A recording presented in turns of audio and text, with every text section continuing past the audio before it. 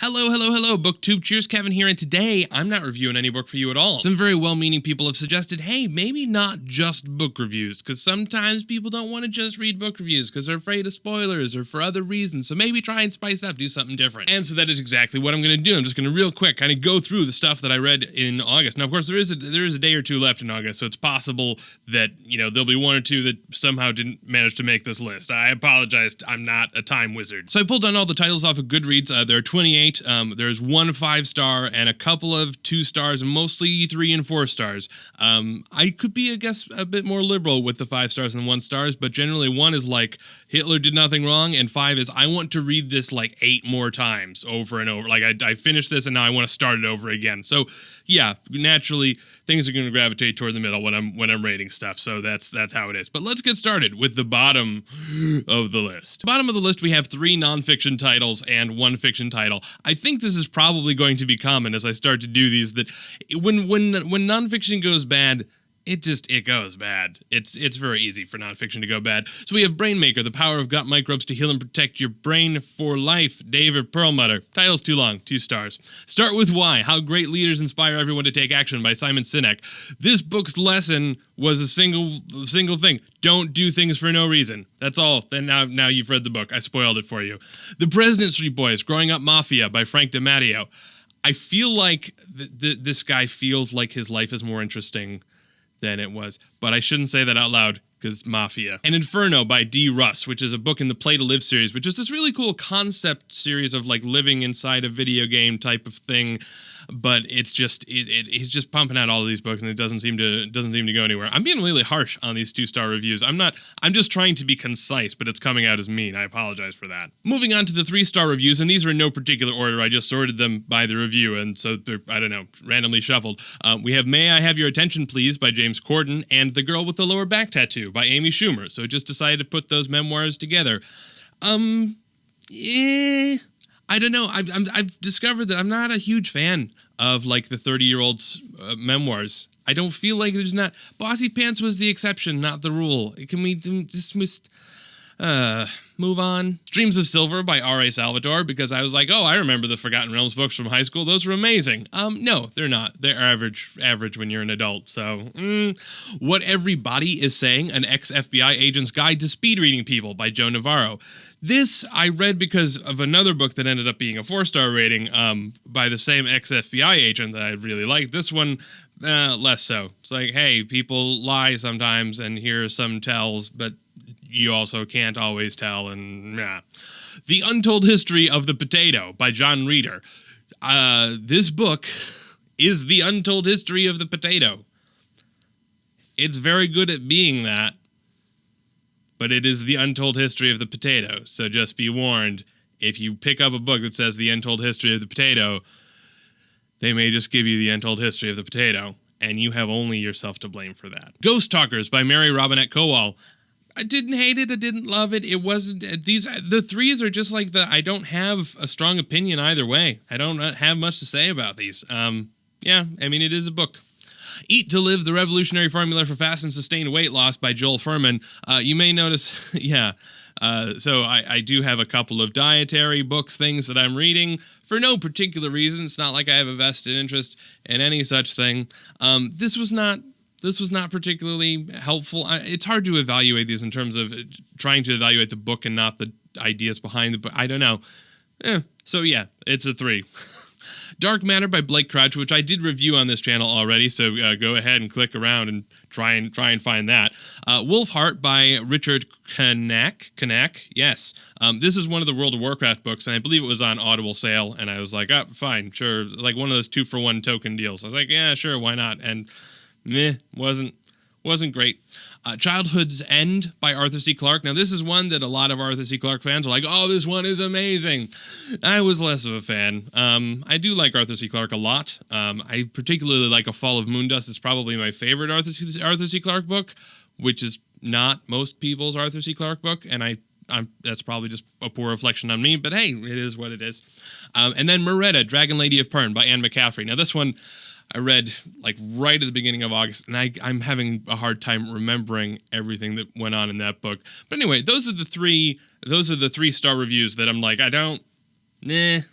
take them or leave them. Let's move on to the 4s, where I'm like, these are good. Still in no particular order, we have Grit, Passion, Perseverance, and the Science of Success by Angela Duckworth. And yes, I am reading these, but man, it's a lot of titles to keep in my brain. So I apologize. I'm trying to not be too like, oh yeah, looking askance. I'm trying to minimize the scants. But anyway, this was a good book. It was about, basically there's the marshmallow experiment, but this book doesn't just go like, hey, the marshmallow experiment is a thing, willpower, it's important. It actually talks about ways that you can cultivate grit, and I think it was a much better book in discussing kind of perseverance as a skill than a lot of the other books that try and tack that into whatever they happen to be peddling.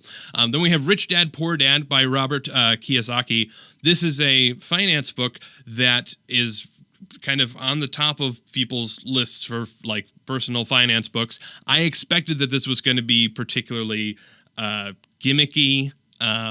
I was surprised. I was pleasantly surprised. There's some books like Your Money or Your Life where it's like, come on, this just feels like self-help but with a monetary bend, sort of. This one, I feel like it had some useful advice and some good ways of looking at how you examine your finances that I thought was useful, so I would recommend this. The Like Switch, an ex-FBI agent's guide to influencing, attracting, and winning people over by Jake Schaefer. Now this one is the one that made me read that other An Ex-FBI Agent Guides book. This one I thought was actually fairly useful. Talks about ways that we can the sort of the subtle cues that we may not be aware that we're giving off, and ways that we can try and be more friendly.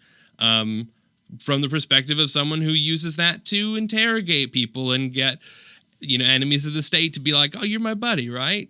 I don't know. I thought it was an interesting approach to it, and so I was like, oh, I'm going to read the other book. The other book was not so great, but this one was a 4 stars for me. Proteinaholic, How Our Obsession with Meat is Killing Us and What We Can Do About It by Garth Davis. Now, this one, this is another dietary-related book. I was actually this would have been a 3, except there's this whole section in the book where he just goes on and talks about how we evaluate dietary information and advice, because he has this thing about how protein is not a like, we don't need to be obsessing about meat and getting protein that way. But then he provides this research, but then he also spends a whole bunch of time talking about how we, as people who don't have information in the field, can critically analyze that research, and then he holds himself up to the same standards. And I was just very impressed. Like, yes, thank you, please let's discuss this, because it's really hard. Like, you pick up any book and it's like, oh, I have my opinion, just ignore everybody else, it's fine. He's like, no, here are the criteria that I'm using to evaluate it, and here's how I would suggest you look at stuff, but and now, given that framework, here's what my results are. Go figure it out for yourself. Props for that. 4 stars for that. Next, we have The Fountains of Paradise by Arthur C. Clarke. This is an Arthur C. Clarke that involves space elevators, and is probably now my second favorite of the Arthur C. Clarke stories after A Fall of Moondust. Maybe there's something else in there. Maybe, I don't know. But it's very high up there. I was highly recommended. And Then There Were None by Agatha Christie. I don't know. I've read all of the Poirots and all of the Miss Marples and hadn't read And Then There Were None. Come on. Be better, Kevin. That's a 4 for me. Now we have Doubt by C.E. Tobisman. This is a legal thriller. I don't read thrillers usually, but this was enjoyable. And I was like, yeah, good. It is good for what it is. And we have Planetfall by Emma Newman. I'm not going to really say anything about this book. It's just, I would recommend it. I think you might enjoy it. I would recommend reading it. I also have Blood Rights and Death Masks, which are Jim Butcher novels that are part of the Dresden Files. I am working my way through the Dresden series. That's enjoyable. They're both. It seems very not predictable in a plot sense, but I'm like, I know roughly the quality of story that I'm going to get if I just read another Dresden File book, and I really like that, because then I know, like, if I've had a slump of books, I'm like, okay, I can read this, and it'll be fine. Like, this is like, it's the meat and potatoes of books, I guess. And then to wrap things up in the 4s category, we have Misbehaving: The Making of Behavioral Economics by Richard Thaler. This is half a nonfiction, like, psychology, behavioral and economics book, and half like a memoir of the recent trend in behavioral economics, the recent kind of, power of habit and choice architecture whole thing. And then I have Presto, How I Made Over 100 Pounds Disappear and Other Magical Tales by Penn Jillette, which of course I did review on as well. So now all that is left is the 5-star review, which is, of course, if you watched the last video, is Helldivers by Nicholas Sainsbury Smith. Yeah, this book was fantastic. This is a book that I'm going to read multiple times. And I am generally pretty darn stingy with my 5-star reviews. I'm trying to be better about that. But yeah, those are the books. Those are all of the books that I've read this month. I am maybe like 3 books ahead of schedule to get a book read every day for this year. Trying to pick up the pace a little bit. I tried to read The Stand. I'm about 15 hours into reading The Stand. And I've still got like 50 hours to go because I'm just an audiobook hog. So we'll see what happens with that. In the meantime, yeah, I need to get some more morsel-sized books. I'm also planning, kind of in the short term, I'm going to read Hillary Clinton's book and Donald Trump's book and Gary Johnson's book. I can't find a book by Jill Stein, so I guess I'm just not going to read that. This is going to be my level of political awareness. This means, like, I don't have to care about the news. I read all 3 of their books. It's fine. I totally know what their ghostwriters think about politics, so I'm qualified to vote. Anyway, let me know, what did you read this month? What did you enjoy? Are there books that you're like, whoa, this blew me away, everybody should read it? What are you looking forward to reading next month? What are you looking forward to reading to? What am I talking about? What are you looking forward to reading next month? Let me know in the comments, and let me know if you like these wrap-up videos, because I'm probably going to go back to book reviews for at least the next 3 weeks, but then should I do another wrap-up after September? You choose the adventure. It's like Goosebumps. Ooh, I should read some Goosebumps. I should not read some Goosebumps. Anyway, have a good one. Cheers.